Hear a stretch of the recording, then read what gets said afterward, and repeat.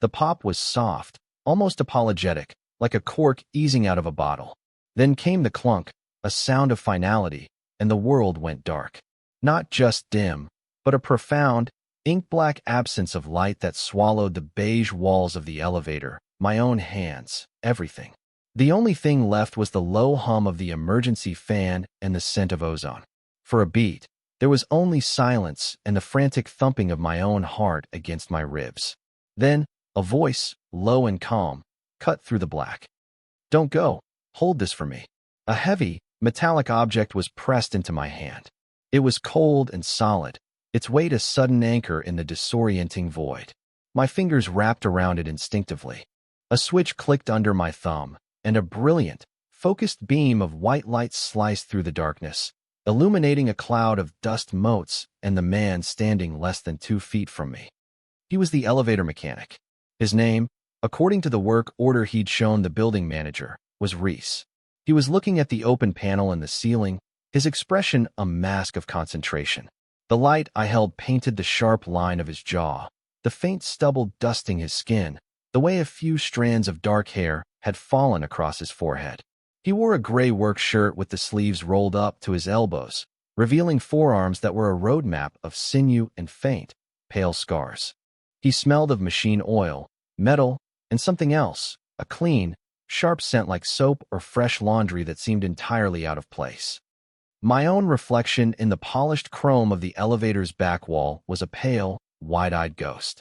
I looked like what I was, a freelance graphic designer who spent most of his life in a world of pixels and Pantone colors, startled by the sudden intrusion of visceral reality.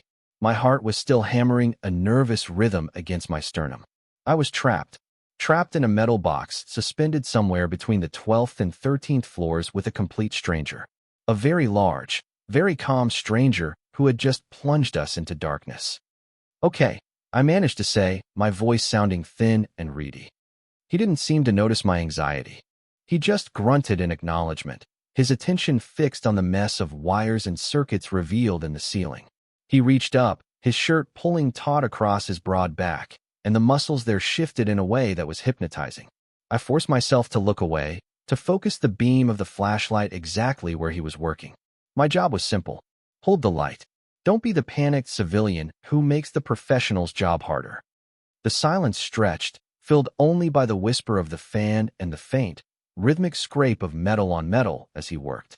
My mind, a notorious overthinker, began to spin. Don't go. Where exactly did he think I was going to go? We were in a sealed metal container dangling in a shaft. It wasn't a suggestion, it was a statement of fact.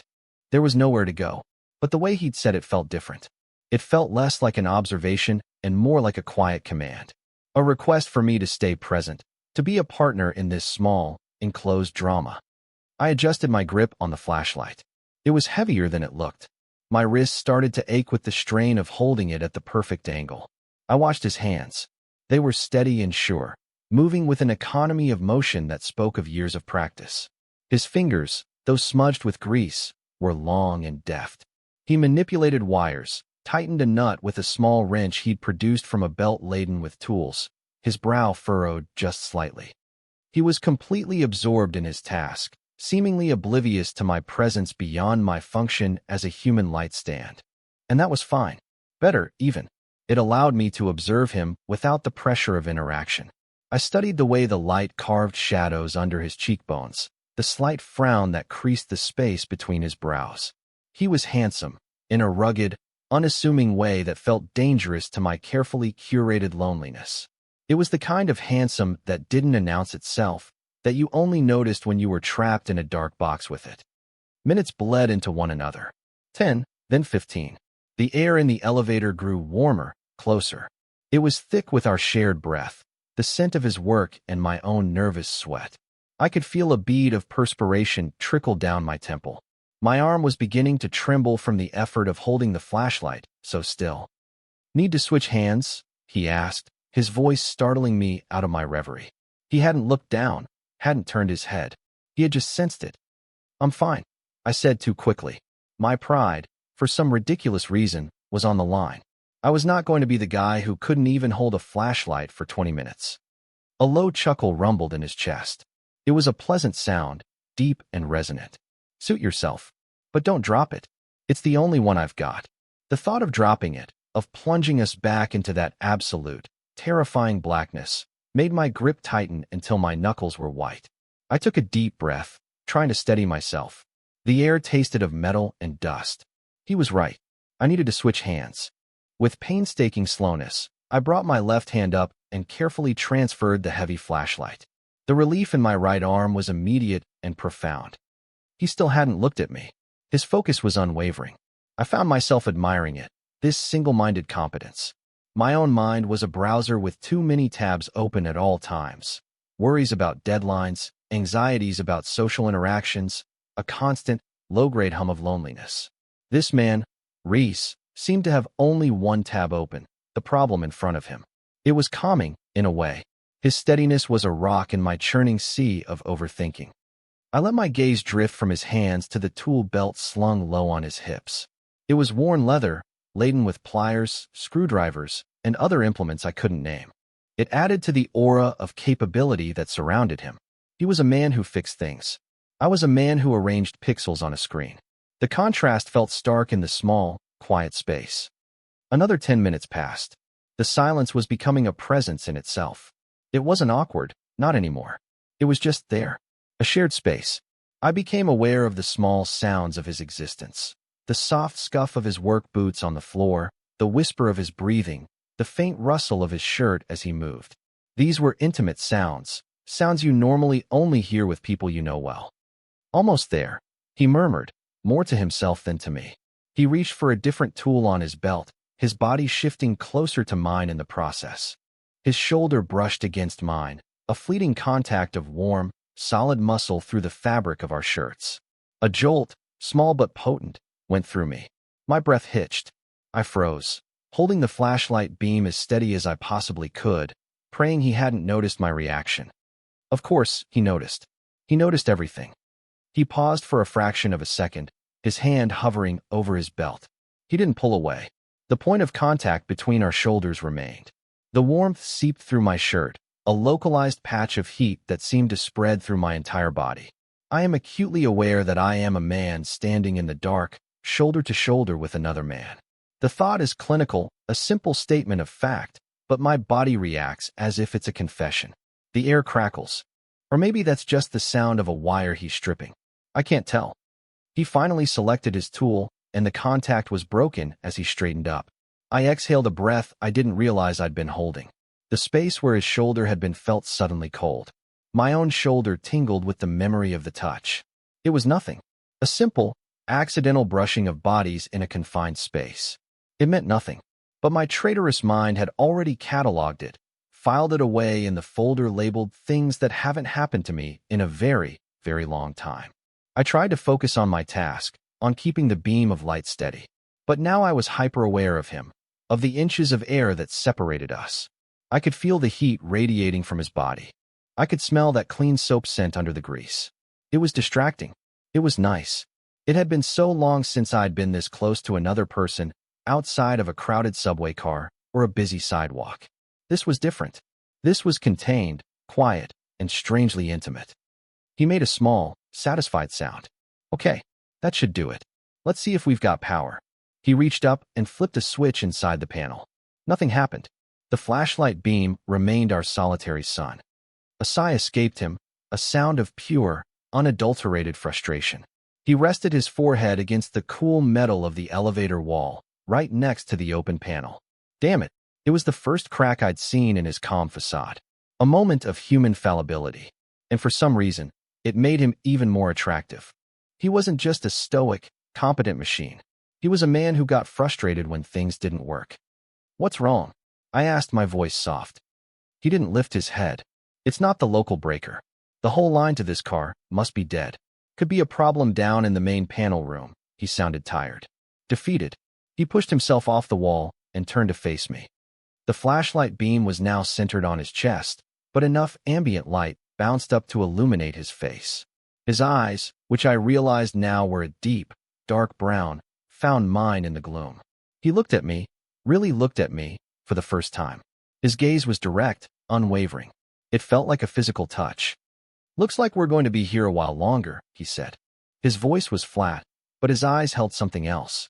An apology? Resignation? I couldn't read it. My own anxiety, which had subsided into a low hum, spiked again. A while longer. How long was a while? An hour? 2. The thought of spending hours in this box was daunting. But the thought of spending it with him, that was a different feeling entirely. A complicated cocktail of nervousness and a strange, unfamiliar anticipation. He seemed to sense my renewed panic. Hey, he said, his voice softening. It's all right. We're safe. Just stuck. I've got to call this in. They'll have to get someone to the basement. He pulled a phone from his pocket, the screen casting a pale blue glow on his face. He tapped the screen a few times, then held it to his ear. I dutifully kept the flashlight pointed at the ceiling, giving him a semblance of privacy, though in a space this small, it was a meaningless gesture. His side of the conversation was brief and professional. Yeah, it's Reese. Car 3 at the Ashton building. Power's out to the car itself. Looks like a line issue from the main panel. Yeah, okay. Let me know. He ended the call and slipped the phone back into his pocket. The blue light vanished, leaving us once again in the solitary beam of the flashlight. My supervisor, he explained unnecessarily. They're sending someone to the main electrical room. Could be 30 minutes. Could be an hour. Okay, I said again, the only word I seemed capable of forming. He leaned against the wall opposite me, sliding down until he was sitting on the floor. He stretched his long legs out in front of him, his work boots taking up most of the remaining floor space.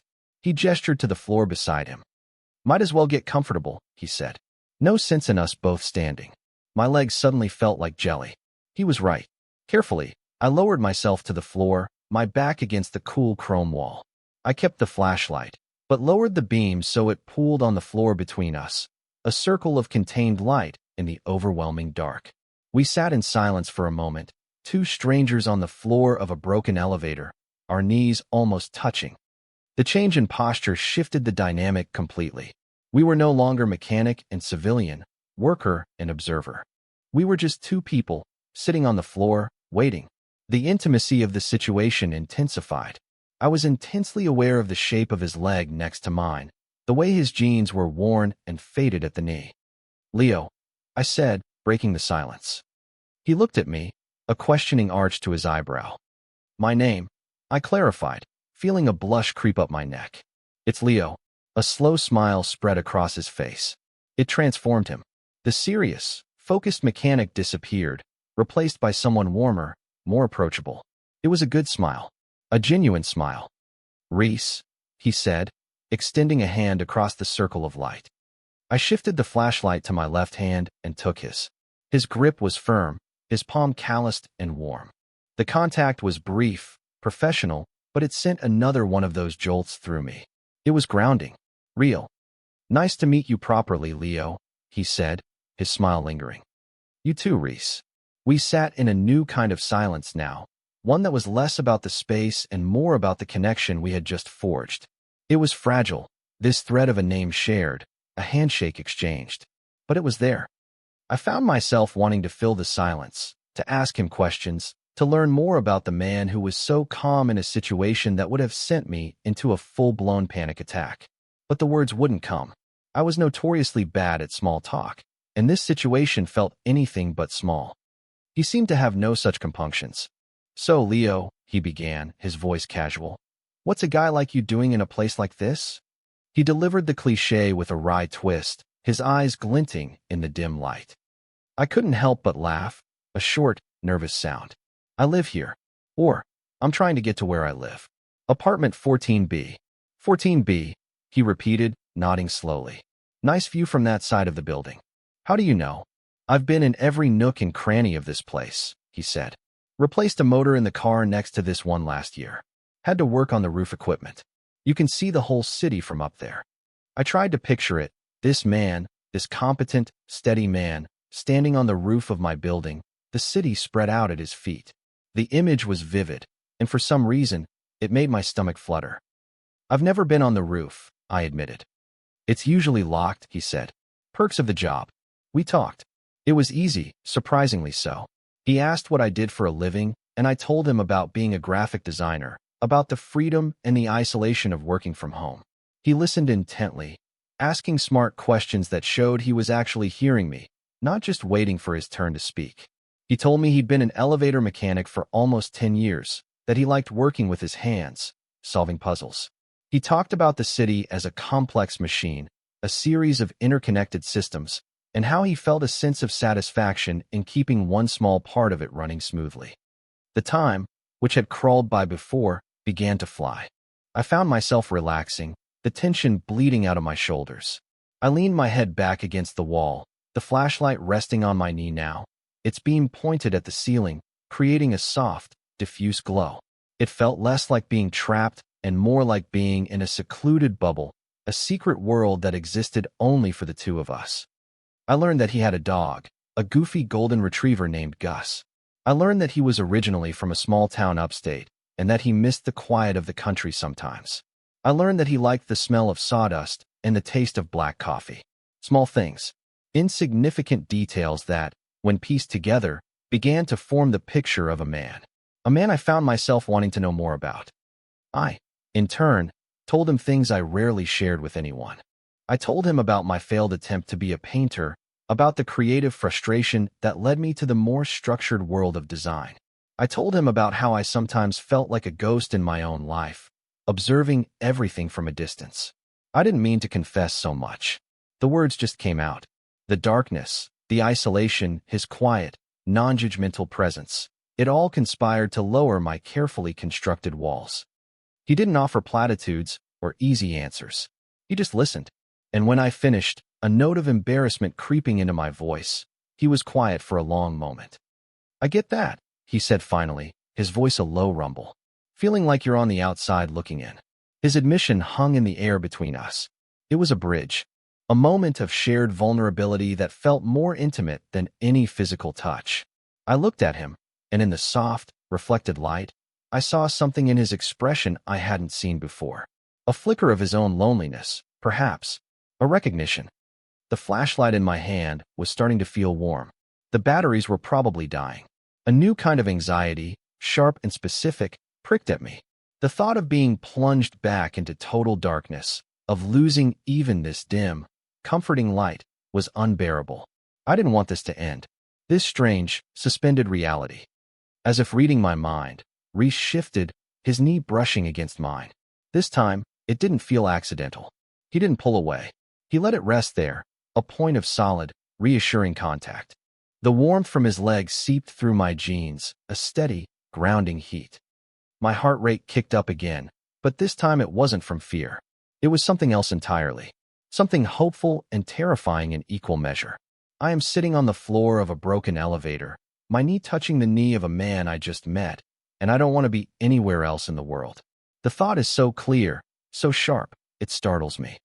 I must have made a sound, a small intake of breath, because he turned his head to look at me more closely. "You okay, Leo?" he asked, his voice low and concerned. I am not okay. I am the furthest thing from okay. I am a mess of contradictions, a bundle of nerves and long-suppressed yearning that has been unexpectedly ignited by a man who smells like soap and metal. Yeah, I breathed the word a lie. Just tired. He didn't look convinced. His gaze was searching, probing. It felt like he could see right through me, right to the frantic, hopeful, terrified core of me. He held my gaze for a long moment, and the space between us seemed to shrink, to become charged with an unspoken energy. The hum of the emergency fan seemed to fade into the background, replaced by the sound of my own blood rushing in my ears. Then, the radio on his belt crackled to life, shattering the spell. "Reese, you there? This is dispatch." Reese blinked, breaking eye contact. He reached for the radio, his movements suddenly brisk and professional again. "Yeah, go ahead. Power's restored to the main panel for car 3. You should be good to go. Let us know when you're clear." "Copy that," Reese said into the radio. On it, he clipped the radio back onto his belt. He looked at me, and his expression was unreadable again. The moment of connection, of vulnerability, was gone, replaced by the competent mechanic. "Well," he said, his voice back to its practical, no-nonsense tone. "Looks like the party's over." He pushed himself to his feet in one fluid motion, offering a hand down to me. I hesitated for a second before taking it. His hand enveloped mine, and he pulled me to my feet with an ease that made me feel weightless. I stumbled slightly, and my chest brushed against his. For a second, we were standing chest to chest, my hand still in his, the flashlight I was still holding pressed between us. I could feel the steady, solid beat of his heart against my ribs. I could see the individual specks of gold in his dark brown eyes. My breath caught in my throat. I should step back. I should say thank you. I should do something normal. I did nothing. I just stood there, mesmerized. He didn't step back either. His grip on my hand tightened almost imperceptibly. His gaze dropped to my lips, then back up to my eyes. The question was there again, hanging in the air, unspoken but deafening.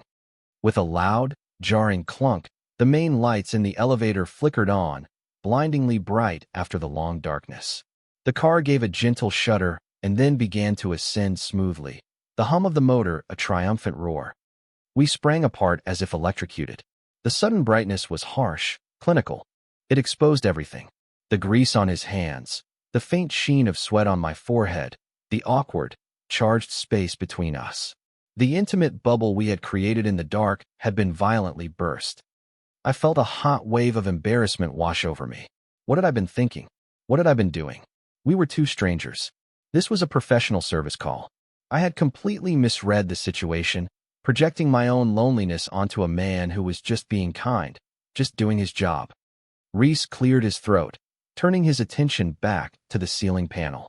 He worked quickly, closing it up, securing the latches with a series of efficient clicks. He didn't look at me. He didn't speak. The easy camaraderie we had shared was gone, replaced by a thick, uncomfortable silence. The elevator dinged softly, announcing our arrival at the 14th floor. The doors slid open with a smooth hiss, revealing the familiar, blessedly normal hallway. My hallway. Well, I said, my voice hoarse. Thank you. For fixing it. All part of the service, he said, his voice flat. He was still focused on his work, wiping down the panel with a rag he'd pulled from his back pocket. He wasn't looking at me. It was a clear dismissal. My heart sank. It was a mistake. I had imagined it all. The lingering touches, the searching gazes, the shared vulnerability. It was just a product of the dark, of the strange intimacy of being trapped. I stepped out of the elevator, my feet feeling like lead. I turned back, needing to say something else, anything to break this awful, sterile tension. He finally looked at me. His face was a mask, his eyes shuttered. Have a good night, Leo, he said, his tone polite, final. He pressed the button for the lobby, and the doors began to slide shut, closing him off, sealing him back in his world of wires and machinery. I stood in the empty hallway, the key to my apartment suddenly heavy in my hand. The silence was absolute, a stark contrast to the shared quiet of the elevator. I felt more alone than I had before. The door to my apartment, my sanctuary, felt like the entrance to a prison. I fumbled with the lock, my hands trembling slightly. I couldn't shake the feeling of his hand in mine, the memory of his heart beating against my chest. I had been so close to something real, and now it was gone. I finally got the door open and stepped inside, letting it click shut behind me. I didn't turn on the lights. I stood in the darkness of my own apartment, my back pressed against the door, and listened to the faint hum of the building around me. The elevator was gone. He was gone. A wave of self-recrimination washed over me. I was an idiot. A lonely, pathetic idiot who read romance into a simple act of human decency. He was just being a good guy, keeping a nervous civilian calm. That's all it was. And I had turned it into some grand, meaningful moment in my head. I dropped my keys on the small entryway table, the clatter loud in the quiet apartment. I should make dinner. I should check my emails. I should do all the normal, mundane things that made up my life. But I couldn't move. I just stood there, replaying the last hour in my mind, dissecting every word, every touch, every look, searching for the moment where I had gotten it so wrong. The truth was, I hadn't gotten it wrong. I knew I hadn't. That current between us, that palpable, electric tension, it was real. I had felt it. And I had seen it in his eyes, just for a second, before the lights came on and shattered it all. He had felt it too. I was sure of it. So why had he shut down? Why had he pushed me away with that cool, professional demeanor? Maybe he was scared. Maybe he had a girlfriend, a wife. a life that I had no place in. Maybe he regretted that moment of connection, that brief lowering of his guard. The possibilities swirled in my head, a vortex of anxiety and confusion. I slid down the door until I was sitting on the floor, my head in my hands. The polished hardwood was cool against my skin. It felt like the floor of the elevator. The memory was so fresh, so vivid, it was almost painful. What now? I would probably never see him again. He was an anonymous mechanic from a massive service company. Our paths would never cross. The thought was a lead weight in my stomach. I had been given this brief, tantalizing glimpse of a connection, of something more, only to have it snatched away. It felt cruel. A soft knock on my door made me jump. My head snapped up. I stared at the door, my heart suddenly pounding in my throat. It couldn't be. It was probably a neighbor, someone complaining about the noise I'd made dropping my keys. I didn't move. The knock came again, a little louder this time. Firm, deliberate. With a sense of dread and a wild, illogical flicker of hope, I got to my feet. My legs felt unsteady. I took a deep breath and opened the door. It was him. Reese. He stood there in the hallway, his hands shoved into the pockets of his work pants. He looked nervous. The cool, competent mechanic was gone again, replaced by the man from the dark. He wasn't looking at me, but at a spot on the floor just past my feet. He started, then stopped. He cleared his throat. I forgot to have you sign the work order. He held out a clipboard. It was a flimsy excuse. We both knew it. I hadn't signed anything when he'd been here for a routine checkup last month. They just billed the building management. I didn't take the clipboard. I just looked at him, waiting. My heart was a frantic bird beating against the cage of my ribs. This is it. This is the moment. Don't screw it up. He finally lifted his head and met my gaze. His eyes were dark, intense, and filled with an emotion I couldn't quite name. It was a mixture of apology, uncertainty, and a raw, undisguised wanting that mirrored my own. That wasn't, he said, his voice low and raspy. That wasn't because of the dark. The words were a direct echo of what I'd thought he should have said. He was confirming it. It wasn't a trick of the light, not a product of the strange intimacy of their confinement. It was real.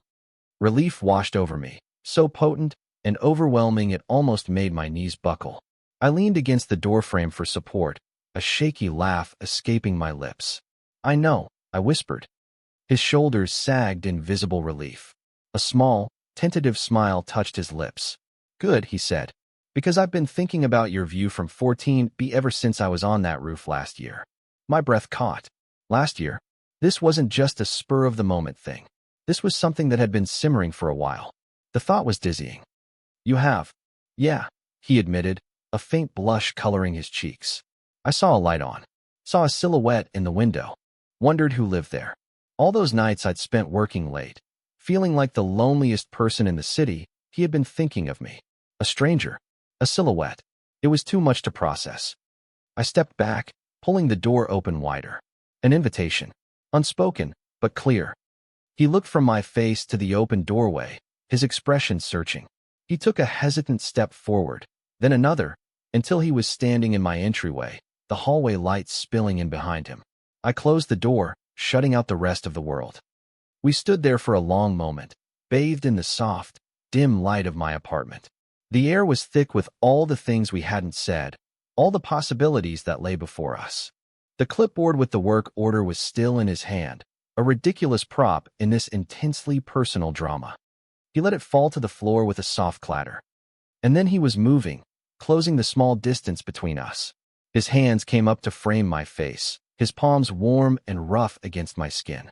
His thumbs stroked my cheekbones, a gesture so tender it made my eyes burn. Leo, he murmured, his voice thick with emotion. It was a prayer, a question, an answer. And then he kissed me. It was nothing like I had imagined and everything I had ever wanted. It wasn't a tentative, questioning kiss like the one I'd thought might happen in the elevator. This was a kiss of certainty, of relief. It was firm and deep and hungry, a release of all the tension that had been building between us, not just for the last hour, but apparently for the last year. I melted into him, my hands coming up to grip his arms, anchoring myself to his solid warmth. He tasted of coffee and something uniquely his own, a taste I knew I would never get tired of. He backed me against the door, his body pressing mine, and I felt a sense of rightness, of coming home, that I had never experienced before.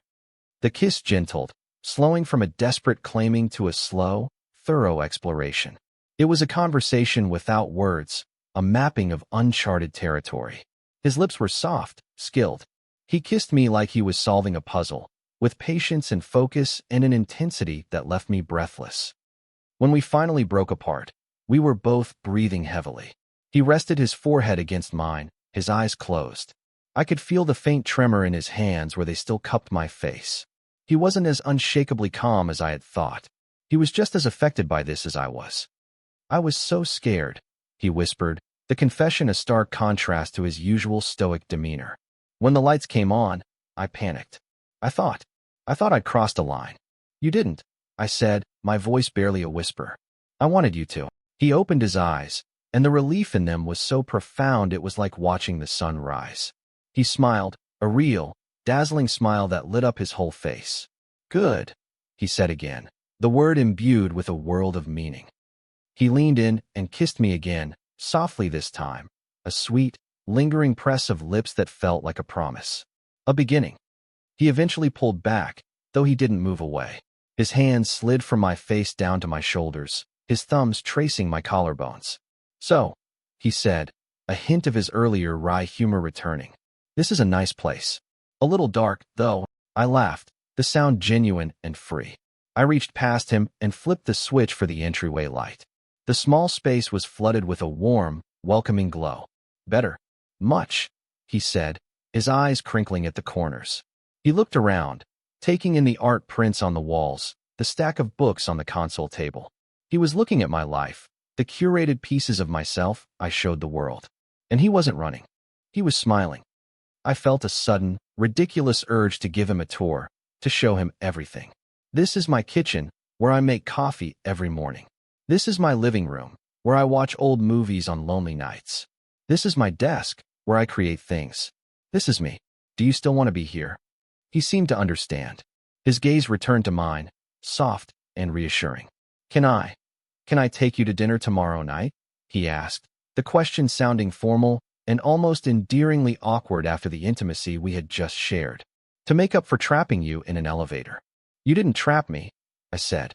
"And yes, I'd like that very much." "Good," he said for a third time. It seemed to be his favorite word.